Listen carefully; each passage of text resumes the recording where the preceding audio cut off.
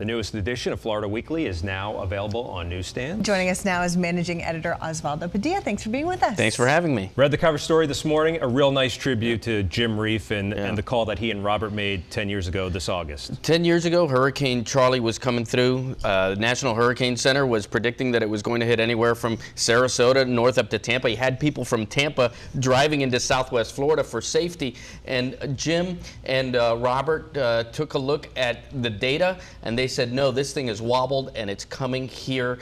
And they warned people before the National Hurricane Center did, and probably ended up saving many lives. So we look into that historic call, and we look at hurricane season, everything that you need to know to get prepared. Phone numbers that you would need, the flood maps and that kind of information, and information on this upcoming season. They're saying that there are going to be about 12 named storms this season, and it's been a long time since we've had a direct hit in Southwest Florida. A lot of people becoming complacent, but you know, it only takes one storm to make it a bad hurricane season, and so everything you need to get prepared is in this week's Florida Weekly.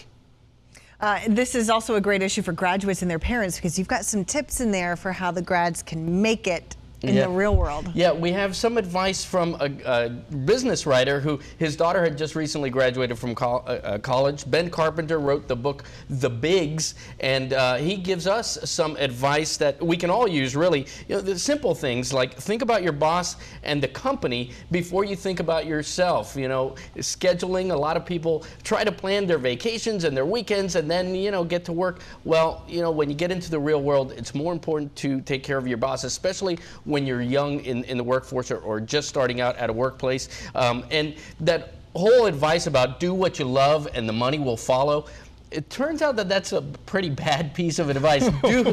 Do what you're good at and the money will follow. And sometimes what you love isn't necessarily what you're good at. And so finding that sweet spot of what you're really good at, what's going to make a real career for you.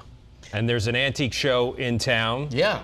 Inspired by Antiques Roadshow, the show on PBS. Big show. Yeah, and you know, the fantasy is you pick up something at a garage sale for a couple of bucks and then you go and you find out that it's thousands of dollars. You hope. Yeah, you know, that doesn't happen that often, but here's one of the appraisers. His name is Michael Logan. He's from Charlotte County. He's going to be there this weekend, dozens more. It's sponsored by WGCU, and you can take your own items. Now, you have to sign up. You have to let them know what things you're bringing to be appraised, so we have information if you want to sign up for that. It's happening this Saturday.